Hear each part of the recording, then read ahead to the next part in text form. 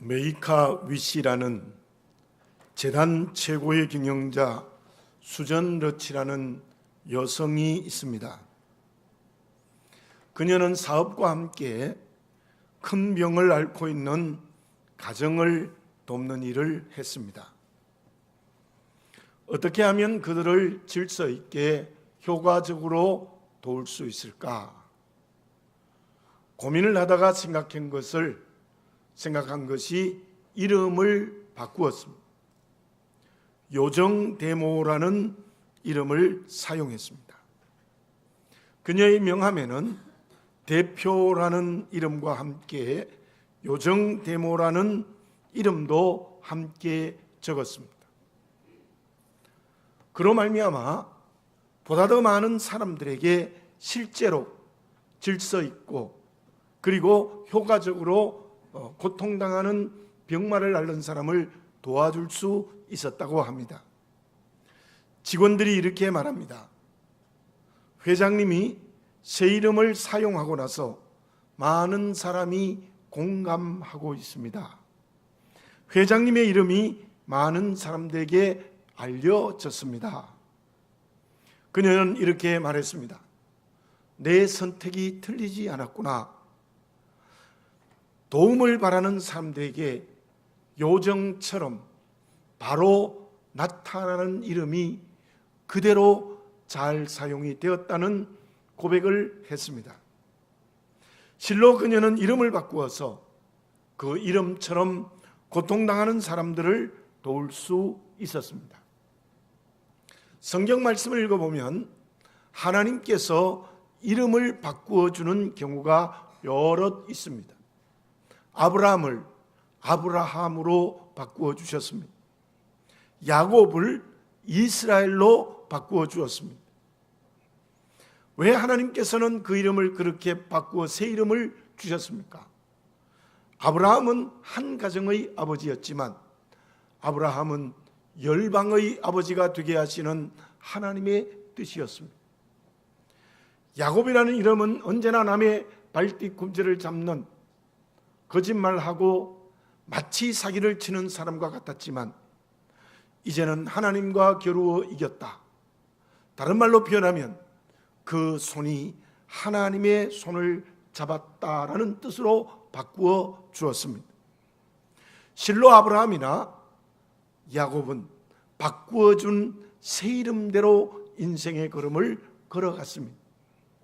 그래서 그들은 모두가 다 우리의 믿음의 조상이 되었고 혈통적으로는 이스라엘 민족의 조상이 되기도 했고 천하 만민의 복을 받는 근본의 뿌리가 되기도 했습니다. 그렇다면 저와 여러분들의 새 이름은 무엇입니까? 본문의 말씀 1절에 이렇게 기록하고 있습니다. 예수께서 그리스도이심을 믿는 자마다 하나님께로부터 난 자니 또한 낳으신 이를 사랑하는 자마다 그에게서 난 자를 사랑하느니라. 우리의 새 이름은 그 내용을 먼저 설명하면 하나님께로부터 난 자입니다. 그 뜻을 본문의 말씀을 이렇게 설명합니다. 예수님을 그리스도로 믿는 사람, 그렇게 말하는 거죠. 그렇다면 하나님께로부터 난 자, 예수님을 그리스도로 믿는 사람은 안디옥 교회에 세상 사람이 붙여준 그리스도인이라는 이름이 이 말씀 속에 있습니다. 저와 여러분들의 새 이름은 그리스도인입니다. 그렇다면 이제 우리는 그리스도인이라는 이름처럼 살아야 합니다. 그리스도인이 되기 전의 옛것을 다 버려야 됩니다. 이제는 예수님을 그리스도로 믿고 살아야 합니다. 그 뜻이 무엇입니까? 그리스도 메시아라는 말은 기름 부음을 받은 자라는 뜻인데 그 뜻을 설명하면 이렇습니다. 가장 먼저는 개인적으로 설명을 드리겠습니다. 나는 하나님이 나를 창조하셨다. 하나님이 나를 이 세상에 태어나게 하시고 이끌어주고 계시는 주인이다라는 고백을 먼저 해야 되는 겁니다. 두 번째로는 그 예수님께서 십자가의 죽으심으로 말미암아 나를 죄와 죽음에서 구원하셨다는 구원의 주로 믿어야 합니다. 세 번째로는 그 예수님의 말씀이 내 인생의 길과 등이 되고 내가 순종해야 될 말씀의 주라는 것입니다. 그렇게 예수님을 그리스도로 믿는 믿음이 인격과 삶에 실천될 때 우리는 세림인 그리스도인으로서 살아갈 수 있습니다. 그 내용을 2절과 3절에서는 이렇게 설명합니다. 그리스도인은 하나님을 사랑하고 계명을 지켜야 한다.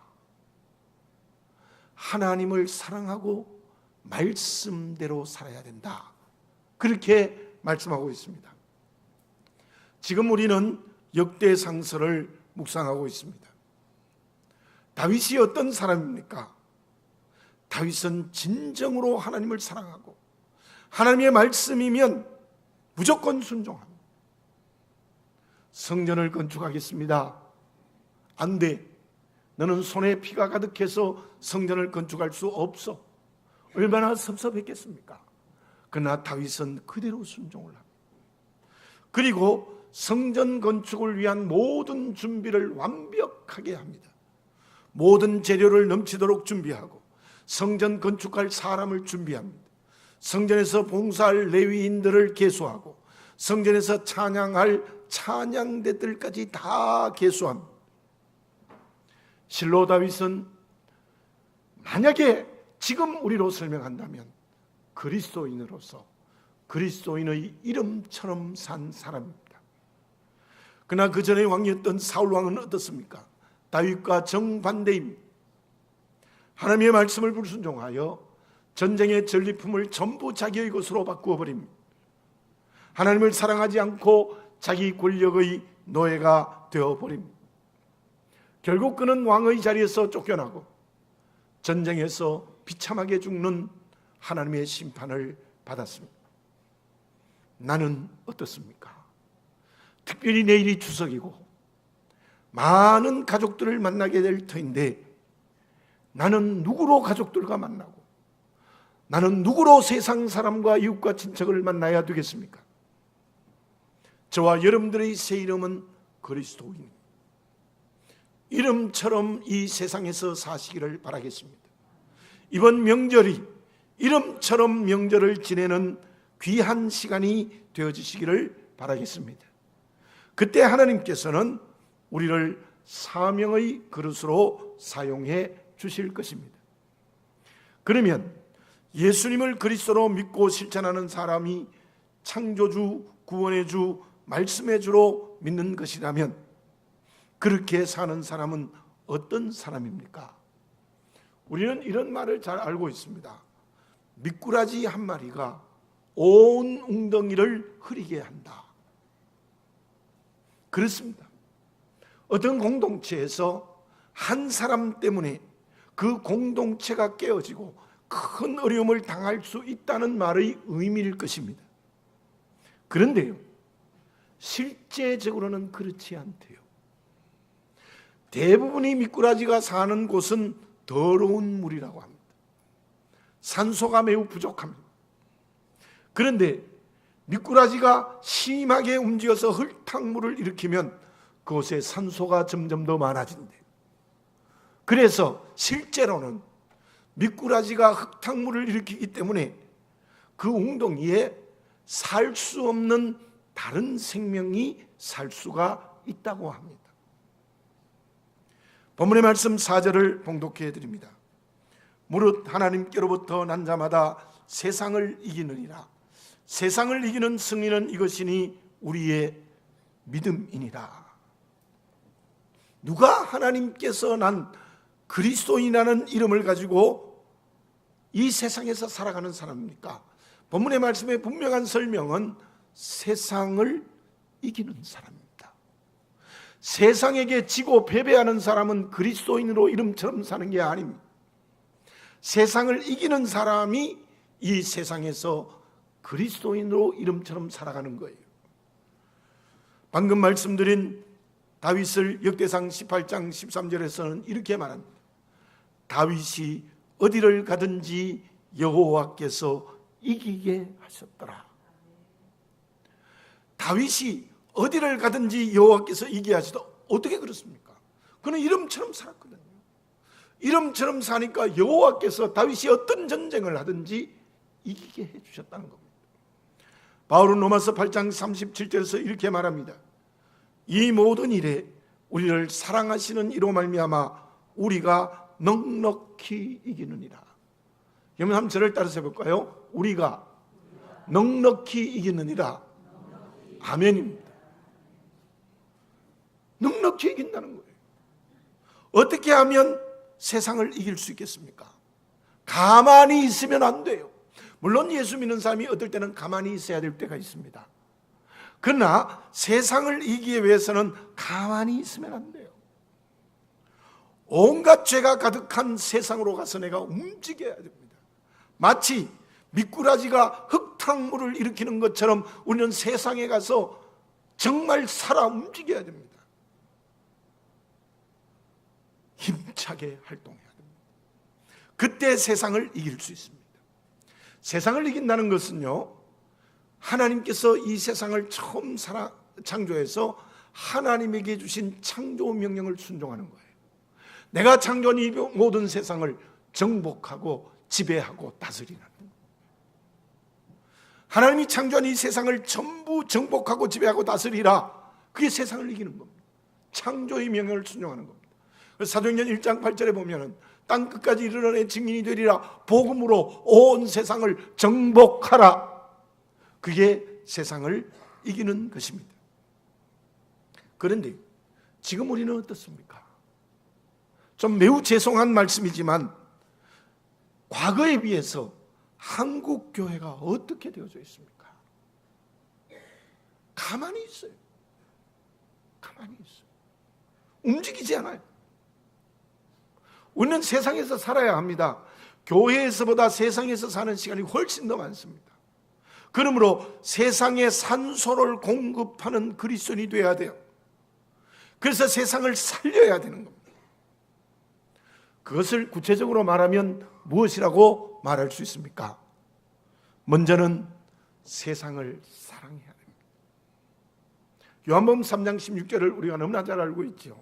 하나님이 세상을 이처럼 사랑하사 독생자를 주셨으니 이는 저를 믿는 자마다 멸망치 않고 영생을 얻게 하려 하심이라. 하나님이 세상을 너무 사랑하셨어. 예수님을, 독생자인 예수님을 이 세상에 보내셔서 십자가에 죽게 하셔서 세상을 구원하신 분이 하나님이십니다. 하나님이 너무너무 세상을 사랑해서 세상을 구원하시기 위하여 독생자를 보내어 십자가에 죽게 했다는 거예요. 요한복음 11장에 이러한 사건이 있습니다. 예수님께서 죽은 지 나흘이 되는 나사로의 무덤 앞에서 눈물을 흘리셨어요. 예수님이 나사로를 얼마나 사랑했으면 눈물을 흘리셨겠습니까? 그런데 그 사건은 이렇게 해석할 수 있습니다. 예수님은 세상을 지극히 사랑하신 거예요. 세상을 너무너무 사랑하신 거예요. 그래서 주님께서 십자가에 죽으셔서 세상을 구원하신 것입니다. 중요한 게 있습니다. 세상은 버릴 것이 아니라 사랑해야 합니다. 우리가 기도드릴 때마다 세상은 버리게 해주시고, 물론 그 뜻은 압니다. 그러나 세상은 버릴 것이 아니라 세상을 사랑해서 그 세상을 사랑하기 위하여 주님처럼 세상을 위하여 수고하고 희생해야 됩니다. 그래야 세상을 살립니다. 그렇다면 세상을 사랑하는 가장 중요한 것이 구체적으로 무엇입니까? 그것은 믿음의 모범과 전도입니다. 이번에 다시 우리가 새생명 축제를 합니다. 이 새생명 축제를 하는 가장 중요한 이유는 세상을 사랑하자는 겁니다. 세상을 사랑해서 이 세상을 살리자는 것입니다. 여러분들, 승리는요, 사랑에 의해서 이루어지는 거예요. 승리는 권력에 의해서, 돈에 의해서 이루어진 게 아니에요. 역사를 보십시오. 승리는 사랑에 의해서 이루어집니다. 스데반 집사님은 예수 이름 증거하다가 순교했습니다. 바울을 사랑하여 바울을 위하여 기도하지 않았습니까? 저 사람이 돌을 던지고 있는데 저 사람을 용서해 주십시오.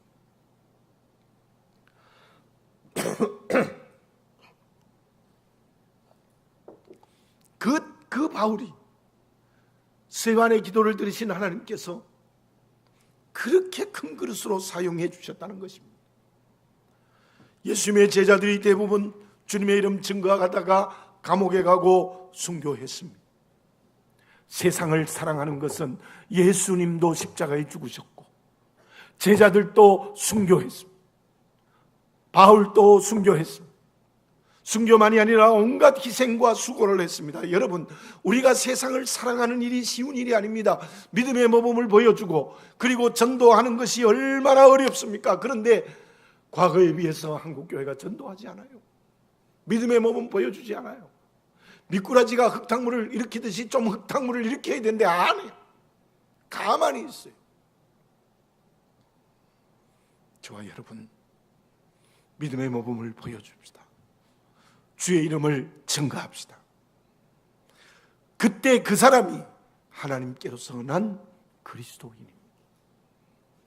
두 번째, 세상을 살아 움직이는 것이 결국은 무엇입니까?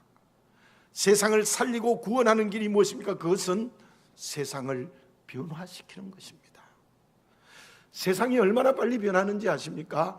저는 어떤 글을 보고 깜짝 놀랐습니다. 2초마다 홈페이지가 하나 생기고 30초마다 새로운 상품이 하나 생겨나고 있대요. 그 글을 쓴 분이 이렇게 말했어요. 지금의 변화는 과거 농경시대 때의 100년과 지금의 1년이 맞먹는데요. 농경시대 때의 100년의 변화가 지금은 1년 동안 변화하고 있다는 거예요. 참 세상은 엄청나게 변하고 있습니다.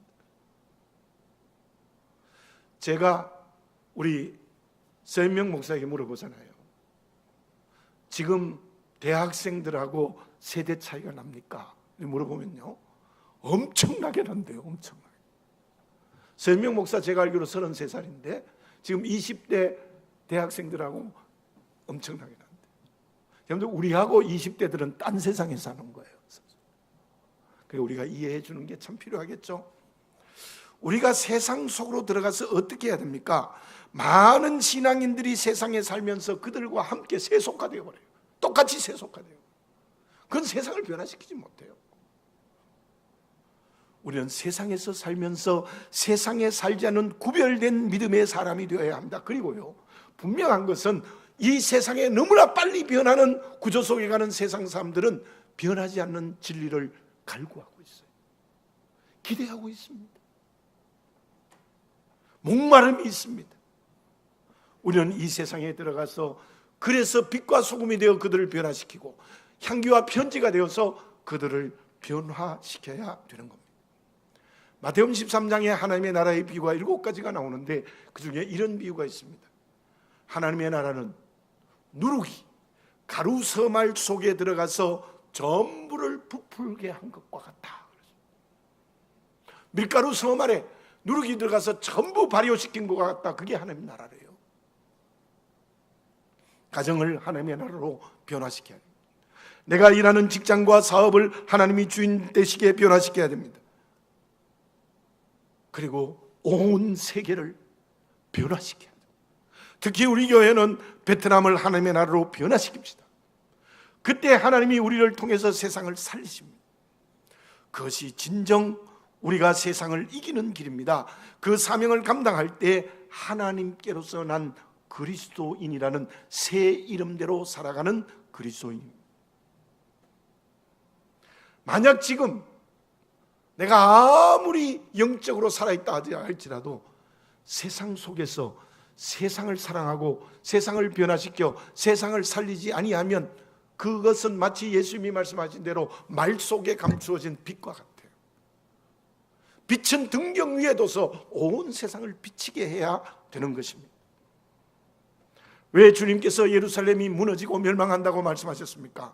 백성을 말씀대로 가르쳐야 될 제사장들이 그 사명을 감당하지 못했기 때문이에요.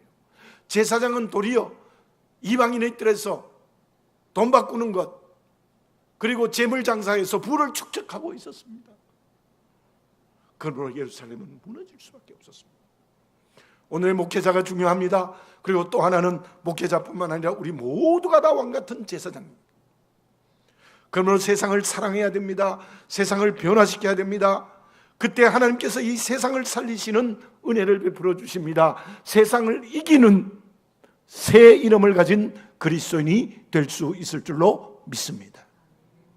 불타는 심지가 됩시다. 지금 그러한 그리스도인을 하나님은 찾고 계십니다. 그러면 세상을 이기는 그리스도인은 어떻게 해야 됩니까? 경건해야 됩니다. 영적 능력이 있어야 됩니다. 그게 무엇입니까?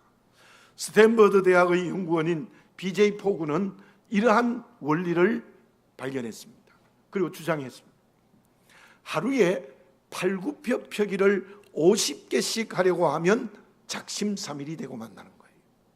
그러나 하루에 3번씩 팔굽혀펴기를 꾸준히 하면 한 달이 지나면 10번을 할 수 있고 2달이 지나면 30개를 할 수 있대요. 매일 시를 한 편 읽는 습관을 가지면 독서를 잘하는 사람이 될 수 있대요. 경제적으로 말하면 푼돈을 매일 모으면 목돈을 마련할 수 있다는 거예요. 그것을 그분은 깨알 습관이라는 말을 붙였습니다. 그 습관이 인생을 성공하게 하는 길이라고 말했어요. 그러한 경건의 습관이 우리에게 필요해요. 하루에 신약 성경을 다 읽겠다고 하면 대부분 실패합니다. 아마 여러분들 이번에 말씀 읽기 온도를 올려야 되니까 아마 열심히 읽으시겠죠. 그런데요, 하루에 많이씩 읽으면요, 이 행사 끝나면 또 안 읽어요. 하루에 10장씩 읽어보자, 하루에 5장 읽어보자, 안 되면 하루에 1장이라도 읽어보자, 안 되면 성경을 손에라도 들고보자라는 습관이 시작되면 성경을 매일매일 제대로 읽는 습관이 이루어진다는 것입니다. 기도도 마찬가지입니다. 하루에 2시간씩 기도하자, 1시간씩 기도하자, 이렇게 시작하면 며칠 못 가요. 매일 10분이라도 5분이라도 기도하는 거예요. 안 되면 자기 전에 하나님 안녕하십니까? 그것만 해도 돼요. 진짜예요. 매일 하나님 안녕하십니까? 그것만 해도 기도하는 습관을 가질 수 있다는 거예요. 이번에 영적 온도를 올리는 일이 영적인 좋은 습관이 되어지시기를 바라겠습니다. 경건의 있게 할 습관을 가져서 사과할 만한 경건이 습관이 되어지는 그런 역사가 우리에게 일어나야 됩니다. 그렇다면 그러한 영적 경건을 통하여서 하나님이 우리에게 무엇을 주세요? 힘 주십니다. 능력 주십니다. 그 능력으로 세상을 살릴 수 있고 그 능력으로 세상을 이기는 그리스도인이 된다는 거예요. 그렇다면 그 능력이 실제로 무엇입니까? 본문의 말씀 4절을 제가 읽어드릴게요. 무릇 하나님께로부터 난 자마다 세상을 이기느니라. 세상을 이기는 승리는 이것이니 우리의 믿음이니라. 세상을 이기는 승리가 무엇이라고요? 우리의 믿음이라고 그랬어요. 우리 5절을 같이 한번 읽어봅니다. 시작. 예수께서 하나님의 아들이심을 믿는 자가 아니면 세상을 이기는 자가 누구냐? 무슨 믿음이냐? 그게 어떤 믿음이냐? 예수님이 하나님의 아들이라는 것을 믿는 거예요.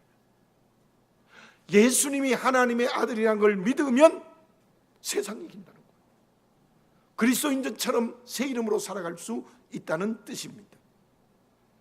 6절에서 10절 내용이 무엇인가 하면은 예수님이 하나님의 아들이라는 것을 성령이 증거했습니다. 하나님이 증거하십니다. 예수님을 하나님의 아들로 믿지 않는 자는 하나님을 거짓말하는 자로 만드는 것이라는 말씀이 계속되어지는 말씀입니다. 우리가 확실하게 믿어야 되는 것은 예수님을 하나님의 아들로 믿는 것입니다. 저와 여러분, 예수님을 하나님의 아들로 믿으시기 바랍니다. 믿으십니까? 네, 아멘입니다.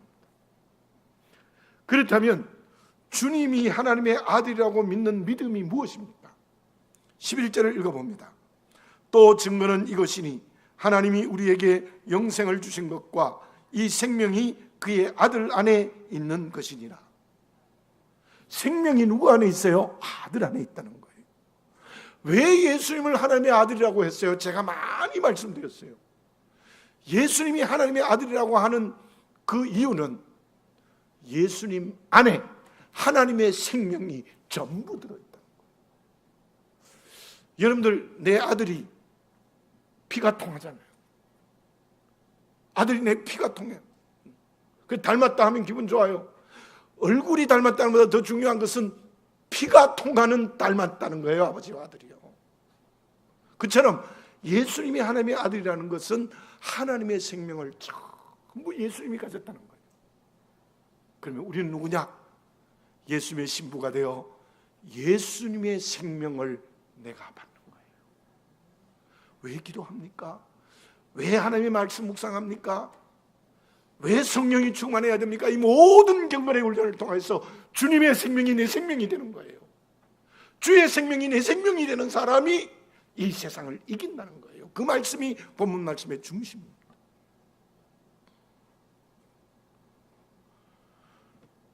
요한복음 10장 10절에서 주님이 이렇게 말씀하십니다. 내가 온 것은 너희로 생명을 얻고 그 생명을 풍성하게 하는 것이라. 여러분들, 우리가 십자가의 은혜로 생명 받았는데 그 생명이 조금 있어가 영이 잠자고 영이 죽어가고 영이 병들어 있으면요, 그 사람 세상 못 이겨요. 제가 세계 챔피언 권투 선수하고 권투하면 제가 이기겠습니까? 이상한 질문인데요. 못 이겨요. 만약에 제가 열심히 훈련해서 그 사람만큼 힘이 되면 싸울 수 있죠. 여러분, 이번에 경건의 훈련을 통하여서 주의 생명이 내게 풍성해지는 체험을 성령으로 하시기를 바라겠습니다. 그때서야 우리는 세상을 이기는 그리스도인으로서 살아간다는 거예요. 대구에서 목회할 때 만난 권사님이십니다. 저는 그 권사님이 잊혀지지를 않아요. 그 권사님은 교회 안에 덕이 있어요. 그때도 교회가 한 250명, 주일 낮에 출석이 작년이 그 정도 됐는데 제가 30대였습니다. 철이 없을 때였죠. 그런데 교회 안에 아무래도 적고 큰 문제가 일어나요. 그런데요, 그 권사님 때문에 그 문제가 해결돼요. 번번이. 그리고 제가 그 대구 변두리였기 때문에 요즘은 뭐 대도시가 됐습니다. 수성구가 정말 강남같이 되어진 곳에 제가 있었거든요. 그때는 뭐 시골이었어요. 그 동네가 새마을이라고, 이 시골이에요. 그 동네에 가보면 그 권사님을 전부가 자랑해요. 너무 좋으신 분. 그분 때문에 실제로 교회가 성장했습니다. 그리고 언제나 전도에 앞장서십니다. 그 이유가 그분의 경건 때문입니다. 저는 새벽 기도를 빠졌지만 그 권사님은 1년 365일 하루도 새벽 기도 안 빠지십니다. 매일 성경을 읽고 또 붓글씨를 자주 써서 성경을 쓰세요. 생명이 풍성했기 때문에 교회 안에서 교회 밖에서 귀하게 쓰임받는 일꾼이 된 거예요. 말틴 루터가 이런 말을 했습니다. 믿음이 없는 사람은 바다를 건너야 하는데 배를 타지 않는 사람과 같다. 세상으로 가야 합니다. 그냥 가는 것이 아니라 풍성한 생명을 경건의 훈련을 통해서 받고 세상으로 가서 세상을 사랑하고 세상을 변화시키고 세상을 구원하고 살려야 됩니다. 그 사람이 하나님께로서 난 자입니다. 그 사람이 그리스도인이라는 새 이름을 받은 사람입니다. 결과는 어떻습니까? 내 힘으로는 세상을 변화시키고 살리고 구원할 수 없습니다. 그래서 주님의 풍성한 생명을 공급받아야 되는데 그 주님의 풍성한 생명이 은혜인데요, 그 은혜는 하늘의 기업일 수도 있고 땅의 기업일 수도 있어요. 영적 능력일 수도 있고 물질일 수도 있어요. 건강일 수도 있어요. 지위일 수도 있어요. 말 잘하는 능력일 수도 있어요. 온갖 기업을 하나님께서 주십니다. 그 축복을 받아 누리는 그리스도인이 되어지시기를 바라겠습니다.